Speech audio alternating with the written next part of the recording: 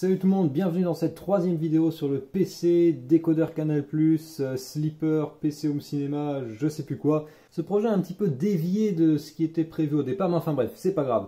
En tout cas, vous avez sous les yeux le PC Canal+, en fonctionnement, configuré un petit peu en mode Mac Mini. Je me suis dit que j'allais donner une petite touche Apple en sortant leur dernière génération de clavier et de souris.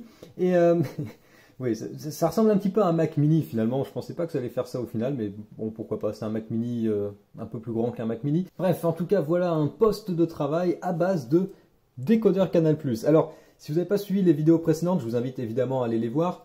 Juste pour un petit récapitulatif, hein, j'ai eu tout simplement l'idée, il y a maintenant quelques mois de ça, d'utiliser un décodeur Canal+, que j'avais, qui traîne chez moi depuis plusieurs années. C'est un truc que j'ai récupéré à la déchetterie. Évidemment, c'est pas un décodeur que j'ai en location. Je suis pas abonné à Canal+ d'ailleurs. Donc voilà, faites pas ça avec votre décodeur si vous êtes abonné à Canal+. Enfin voilà, j'avais ce décodeur Canal+ qui traînait chez moi et je me suis dit pourquoi ne pas tout simplement le transformer en PC. Et bah, c'est aller plus loin qu'une simple idée. Donc dans la première vidéo, on avait vu comment est-ce que j'avais essayé de tout simplement faire passer une carte mère mini ITX là-dedans. Donc c'est ce qu'on avait fait dans la première vidéo. Dans la deuxième vidéo, je vous avais montré un petit peu la plateforme que j'allais utiliser, comment j'avais installé la carte mère et compagnie. Et on se retrouve donc pour cette troisième vidéo où on va jeter un œil au produit fini.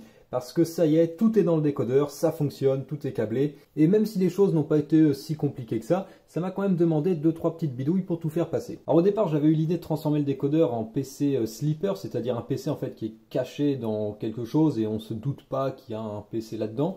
C'était un petit peu l'idée, et puis après je me suis dit que ça ferait un bon petit PC Home Cinéma, vous savez, le genre de PC pour installer sous sa télé par exemple, puisqu'un décodeur Canal+, généralement ça s'installe sous sa télé, et puis finalement je me rends compte que ça fait très bien le job en tant que petit PC de bureau assez compact. En tout cas vous pouvez voir qu'il est bien là, en vie, qu'il fonctionne, j'ai pas triché, j'ai pas relié ça à un autre PC, et je propose d'aller faire un petit tour du propriétaire, après avoir éteint le PC.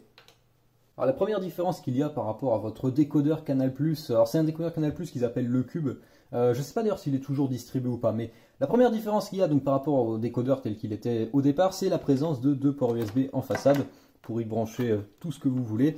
Pour ma petite démonstration, j'ai bien sûr branché un clavier et une souris, mais donc ça c'est la première chose qui ressort, c'est que si vous connaissez un petit peu le décodeur, vous savez très bien qu'il n'y a pas de port USB à cet endroit-là. Sinon, vous pouvez voir que j'ai essayé de conserver le design d'origine. Hein. C'était un peu le but de faire aussi un PC Sleeper, donc de pas trop révéler ce qui se cache à l'intérieur. Sur le dessus, donc tout est d'origine. Les boutons à l'avant fonctionnent toujours. En tout cas, le bouton Power sert toujours de bouton Power et le bouton P+, sert maintenant de bouton Reset. Il y a un petit voyant également qu'on peut apercevoir quand on regarde le décodeur de face, un petit voyant rouge à l'avant, qui était également un voyant sur le décodeur Canal+ à l'origine, et qui est maintenant converti en voyant de disque dur, tout simplement, le voyant d'accès disque. Sinon, sur l'autre côté, il n'y a absolument rien, et sur la face où il y a normalement donc l'endroit où vous insérez votre carte, il y a maintenant une ouverture supplémentaire qui sert pour la ventilation. Je sais que c'est pas ce qu'il y a de plus joli, mais enfin bon, c'est sur le côté, et puis j'avais besoin d'une sortie d'air quelque part, donc j'ai été obligé de faire un trou. Là où les choses par contre trahissent très rapidement que ce décodeur n'est pas d'origine, c'est évidemment à l'arrière, puisqu'on a bien sûr la backplate ici pour la carte mère, on voit très bien qu'on a une carte mère là-dedans, et on a un connecteur ici qui n'est pas vraiment d'origine, qui sert évidemment pour l'alimentation. Par contre, l'interrupteur on-off à côté est dans l'emplacement d'origine, là où il y avait un interrupteur on-off déjà sur le décodeur Canal+ au départ. Alors il y a également le poids qui trahit un petit peu le décodeur, il est plus lourd que ce qu'il était à l'origine, mais c'est normal vu qu'il y a plus de choses dedans. Maintenant, je pense que vous êtes assez intéressé pour savoir un petit peu comment c'est à l'intérieur, et donc évidemment il va falloir l'ouvrir. Et c'est pas ce qu'il y a de plus simple, parce que bon, il y a évidemment les 2 vis qui se trouvent à l'arrière, c'est les vis Torx d'origine, j'en ai enlevé une, normalement il y en avait une troisième qui était en haut ici, qui a été évidemment retirée. Par contre, ce qui est chiant avec ce décodeur, c'est que toute la coque en plastique est clipsée sur le châssis, tout autour par en dessous, et c'est assez galère à enlever en fait, c'est chiant, tout simplement.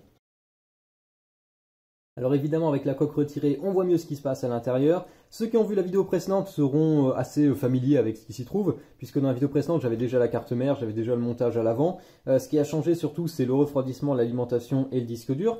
Pour récapituler quand même un petit peu la plateforme que j'ai ici, donc je suis sur un Core i3 6100 avec une carte mère ASRock H110 DGS et 4 Go de DDR4 Corsair 2133 et un disque dur de 500 Go. SATA 2,5 pouces. Donc c'est un petit projet comme ça avec un budget assez limité mais qui permet de s'amuser un petit peu. Alors comme je l'ai dit, ce qui a changé par rapport à la vidéo précédente, donc il y a d'abord le disque dur qui est maintenant installé dans le PC tout simplement, qui est fixé. Je vais tout simplement imprimer en 3D un support qui vient se visser sur les deux vis qu'on a ici qui étaient avant utilisées pour fixer l'alimentation du décodeur Canal+. Et bien maintenant donc elle fixe tout un support imprimé en 3D qui permet de visser le disque dur dessus. Donc il est installé au-dessus des ports PCI Express de la carte mère puisque j'en ai pas besoin. J'avais dit dans la vidéo précédente que peut-être que j'essaierais de mettre une carte graphique là-dedans. Bon, finalement il n'y a clairement pas la place et j'avais pas envie de découper la coque pour faire passer une carte graphique, puisque si je découpais évidemment la coque, ça aurait trahi le fait qu'il s'agisse d'un PC Sleeper et que tout simplement c'est un PC caché dans un décodeur Canal+. Donc j'ai laissé tomber la carte graphique, ça tourne sur l'IGP Intel, c'est suffisant pour des applications bureautiques, lecture vidéo et compagnie, et puis ça m'a permis de monter le disque dur comme ça proprement au-dessus des ports PCI Express. Sinon donc l'alimentation, donc j'ai opté finalement pour une alimentation format Pico PSU. Donc les Pico PSU viennent tout simplement se connecter directement sur le connecteur 24 pins ATX. Alors même s'ils utilisent que 20 pins, les 4 pins du bout sont optionnels, on n'est pas obligé de les avoir pour qu'un PC puisse fonctionner. Et donc la Pico PSU va tout simplement donc recevoir une alimentation en 12 volts. Donc il faut un bloc externe, il faut un bloc secteur 12 volts. Et c'est pour ça qu'on a un connecteur à l'arrière du décodeur. Donc le 12 volts arrive par là. Il alimente tout simplement la petite Pico PSU qui va elle ensuite alimenter la carte mère et puis qui va alimenter également avec ce câble là tout ce qui est disque dur. Donc on a un connecteur Molex et un connecteur SATA dessus et puis évidemment un connecteur donc 4 pins pour le CPU. Alors pareil, les cartes mères peuvent fonctionner avec un connecteur 4 pins même si vous avez un grand connecteur 8 pins. Généralement vous pouvez brancher que la moitié. Ça fonctionne aussi sur beaucoup de cartes mères. En tout cas, si vous ne mettez pas des processeurs trop puissants derrière. Alors le modèle que j'ai ici de Pico PSU fait, je crois que c'est 180 watts. C'est largement assez pour cette plateforme. J'en avais parlé un petit peu dans la vidéo précédente et j'ai fait quelques recherches depuis. Et effectivement, le Core i3 6100, c'est un TDP de 51 watts, donc c'est vraiment basse consommation. Un PC comme ça doit consommer une soixantaine de watts au maximum. Et une Pico PSU est largement suffisante pour alimenter ce genre de config. Enfin, il reste le refroidissement. Alors, c'était pas la partie la plus simple, tout simplement parce que le dégagement entre le processeur et l'au-dessus de la coque en plastique n'était pas très important. Je crois que j'avais que 4 cm de dégagement. Et en plus de ça, je voulais pas percer la coque. Donc, pour les ventirades, vous m'avez proposé pas mal d'idées dans la vidéo précédente. Certains m'ont même suggéré d'utiliser des refroidissements de PC portable. Alors, c'est pas possible, il y a des raisons techniques à ça. On peut pas utiliser un refroidissement de PC portable sur un pros de bureau déjà. Tout simplement parce que ça passe pas. Et puis en plus de ça, un PC portable, les refroidissements de PC portable en tout cas, ça sert simplement à déporter la chaleur vers ailleurs, en fait, vers une autre zone où on peut dissiper ensuite la chaleur dans l'air. Or, dans mon cas, moi, ça avait absolument aucune utilité. On m'a proposé également pas mal de ventirades. Alors, il y en a notamment qui sont très bons et qui sont les ventirades de la marque Dynatron, qui tout simplement est spécialisé dans tout ce qui est refroidissement serveur notamment, donc ils font pas mal de refroidissement avec des profils assez fins, assez plats, pour les serveurs, les racks 1U, 2U et compagnie. Et c'est plutôt du bon matos. Le problème c'est que comme j'ai dit, ce PC est fait avec un budget très réduit. Or, dépenser une trentaine d'euros rien que dans le refroidissement, ça aurait été la pièce la plus chère de tout ce projet. Donc, j'ai préféré opter pour l'option DIY et faire soi-même, puisque j'ai réutilisé le ventirad Intel d'origine, tout simplement. Je l'ai amputé de son ventilateur, qui était trop haut et qui passait pas sous la coque du décodeur, et j'ai conçu moi-même un ventilateur blower pour installer sur le ventirad d'origine. Puisque vous avez été nombreux à me dire que je pouvais installer un ventilateur blower, effectivement c'est une option que j'avais depuis le début. Donc les blowers, ce sont ces ventilateurs qui tout simplement aspirent l'air sur un côté et puis rejettent l'air sur la tranche tout simplement du ventilateur. On trouve ces trucs-là notamment dans les PC portables, dans les consoles et puis même sur certaines cartes graphiques.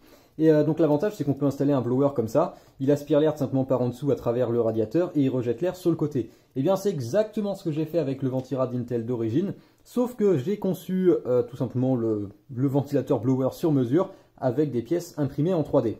Donc on retrouve en dessous le ventirad en aluminium d'origine de chez Intel, comme je l'ai dit, je l'ai amputé de son ventilateur. Et au-dessus, donc il y a cet adaptateur qui vient tout simplement il est collé à la colle chaude dans mon cas à moi, mais il vient tout simplement se poser dessus. Et ensuite on a tout simplement un couvercle un peu comme ça, avec dessus les pales de mon ventilateur blower imprimé en 3D. Et au milieu, j'ai réutilisé tout simplement un ancien ventilateur AMD que j'avais. Donc c'est un ventilateur AMD d'origine d'il y a peut-être 10 ans maintenant. Et ce truc là en fait il était cassé, il y a quelques mois de ça, j'avais cassé quelques pales dessus, donc c'est un ventilateur qui était mort tout simplement, parce que quand vous avez des pales de cassé sur un ventilateur, c'est plus vraiment utilisable, ça se transforme rapidement en vibreur, et je sais pas pourquoi au lieu de jeter ce ventilateur, je l'ai mis dans un carton, et je l'ai ressorti, et tout simplement je l'ai transformé en ventilateur blower. L'avantage c'est qu'il avait un cœur qui était métallique, c'est pas un ventilateur qui était 100% en plastique, c'est un truc de plutôt bonne qualité d'ailleurs, et donc j'ai pu réutiliser ça, donc j'ai tout simplement imprimé une sorte de rotor en 3D. Je sais pas qu'on appelle la partie qui tourne d'un ventilateur d'ailleurs, rotor, pâle, ouais bref. En tout cas, j'ai imprimé donc cette pièce-là en 3D, alors évidemment conçue et imprimée en 3D, et je l'ai tout simplement adapté sur ce qui reste en tout cas du ventilateur AMD, et donc ça vient tout simplement s'installer comme ça sur le ventirad Intel, et ça vient tout simplement en fait aspirer l'air par le dessous du ventirad et le recracher sur le côté. Sachant qu'à l'avant du décodeur, il y a tout un tas d'ouvertures qui permettent tout simplement au ventilateur en fait d'aspirer l'air par là, passer à l'intérieur du décodeur et passer à travers les ailettes, si on peut appeler ça des ailettes, du radiateur Intel pour ensuite ressortir sur le côté. Ça fonctionne assez bien, les températures sont assez raisonnables, ça tourne dans les à peu près 30 degrés, 30-35 degrés au repos, et ça monte dans les 55 degrés, allez, petits 60 degrés en charge, ce qui est plutôt convenable. Alors c'est pas ce qu'il y a de plus silencieux, parce que bon bah c'est un truc imprimé en 3D, c'est pas parfait évidemment, mais c'est pas trop mal, je m'attendais même à pire. Et le disque dur est également responsable d'une partie du bruit que fait ce truc là, donc si je mettais par exemple un SSD, ce serait beaucoup mieux. Et à l'avant du décodeur, pour ceux qui n'ont pas vu la vidéo précédente, donc j'ai fait ce bricolage tout simplement pour pouvoir rajouter donc 2 ports USB à l'avant, une LED également donc qui est la LED d'activité du disque dur, puisque sur le décodeur il y a tout simplement un petit diffuseur en plastique ici à l'avant qui permet donc de faire clignoter un petit voyant sur l'avant du décodeur. Donc j'ai réutilisé une LED comme ça que j'ai mis là-dedans pour tout simplement afficher l'activité du disque dur sur l'avant du décodeur. Et puis également, donc j'ai réutilisé les boutons d'origine avec un petit connecteur ici sur le côté. Donc on a le bouton Power et le bouton Reset qui fonctionnent. Donc voilà pour l'intérieur du décodeur Canal+. Vous voyez que bon, c'est assez bien rempli. J'ai essayé de faire les choses assez proprement, relativement, en évitant en tout cas des choses du genre fixer le disque dur au double face. Alors bon, je sais, il y a de la colle chaude pour tenir le refroidissement, mais enfin bon, j'ai essayé quand même de faire ça assez proprement. Il n'y a pas eu trop de problèmes d'ailleurs pendant la construction. Ce qui m'a posé le plus de problèmes et ce qui m'a fait perdre le plus de temps, c'est la carte mère et le processeur. Puisque j'ai eu un problème, ça m'a fait perdre plus de 2 jours à essayer de dépanner la carte mère. Puisque la carte mère, donc comme j'ai dit, j'ai acheté sur eBay pour 20 €. Et quand j'ai voulu installer Windows dessus, j'ai tout simplement eu des plantages, j'ai eu des blue screens à chaque fois au même niveau dans l'installation. Donc je me suis dit que c'était bizarre, donc j'ai essayé de changer de clé USB d'installation, j'ai eu les mêmes problèmes. J'ai essayé d'installer Linux, j'ai eu les mêmes problèmes. J'ai essayé de démarrer Linux en live CD, ça n'a pas marché non plus. J'ai essayé d'installer, tout simplement d'installer un disque dur avec Windows 10 déjà installé dessus pour voir si le PC allait démarrer dessus, ça a planté également. Qu'est-ce que j'ai fait d'autre? J'ai essayé de faire un même test parce que je me suis dit que c'était peut-être la mémoire RAM qui posait problème, ce qui était peu probable puisque ma barrette de RAM est neuve. Donc j'ai essayé un même test et le même test s'est très bien passé, pas de problème de mémoire. Et finalement, le problème est tout simplement que l'hyper-threading ne fonctionne pas sur ma carte mère. Je ne sais pas pourquoi, mais comme j'ai un Core i3, donc 6100, donc j'ai 2 cœurs, 4 threads, et si j'active l'hyper-threading, ça fait tout simplement planter la carte mère. Alors qu'elle fonctionne plutôt bien, enfin je veux dire, on peut être dans le BIOS et tout, aucun problème, mais dès qu'on active l'hyper-threading, impossible de démarrer Windows ou de faire fonctionner quoi que ce soit comme système d'exploitation. Alors qu'une fois que l'hyper-threading est désactivé, ça fonctionne parfaitement bien. J'ai essayé par exemple avec un Core i5, 4 cœurs, sans hyper-threading, ça fonctionne parfaitement bien. À partir du moment où j'ai remis mon Core i3, ça a planté. Donc le PC fonctionne, le Core i3 fonctionne, tout fonctionne, simplement il tourne seulement sur 2 cœurs, 2 threads, au lieu de tourner sur 4 cœurs, 4 threads. Donc ça ampute évidemment un peu les performances, bon ça limite la consommation et la chauffe, mais voilà, c'est le seul petit problème que j'ai eu et qui m'a fait perdre quand même pas mal de temps, c'est que je sais pas si c'est un problème avec la carte mère ou le processeur ou les deux qui vont pas ensemble. C'est pas un problème de BIOS ou quoi que ce soit, parce que j'ai essayé tous les BIOS possibles et ça a rien changé. Donc je sais pas trop pourquoi, mais voilà, l'hyper-threading ne marche pas sur cette config. Mais mis à part ce petit problème qui m'a fait perdre seulement 2 jours ou 2 jours et demi, tout va bien, relativement bien. En tout cas voilà, si vous avez aimé la vidéo, n'hésitez pas à la liker évidemment. Si vous avez été inspiré par cette vidéo et que vous voulez faire la même chose, vous pouvez y aller. Vous voyez que c'est tout à fait possible de monter un PC là-dedans. D'ailleurs, donc j'ai reçu maintenant, il y a pas mal de semaines de ça, les photos de quelqu'un qui a fait exactement la même chose après avoir vu la première vidéo. J'en avais déjà parlé d'ailleurs dans la vidéo précédente, mais voilà, ça a déjà inspiré du monde. Donc si vous êtes inspiré également, n'hésitez pas à tenter le coup, ça se fait plutôt bien et ça permet de faire un petit PC sympa. Et, bon, le boîtier n'est pas forcément exceptionnel, mais une carte mère mini TX se rentre parfaitement dedans. En tout cas, si vous avez aimé la vidéo, n'hésitez pas à la liker et à vous abonner si ce n'est pas déjà fait. N'hésitez pas évidemment à aller faire un tour sur utip.io/Goodwin, le lien est dans la description. Vous êtes maintenant assez nombreux d'ailleurs à être abonnés à Goodwin sur Utip. En tout cas, vous pouvez aller soutenir la chaîne également via Utip. Et n'hésitez pas également, si vous avez des questions, des choses à dire, à laisser un commentaire. En tout cas, moi je vous dis salut à tous et à la prochaine.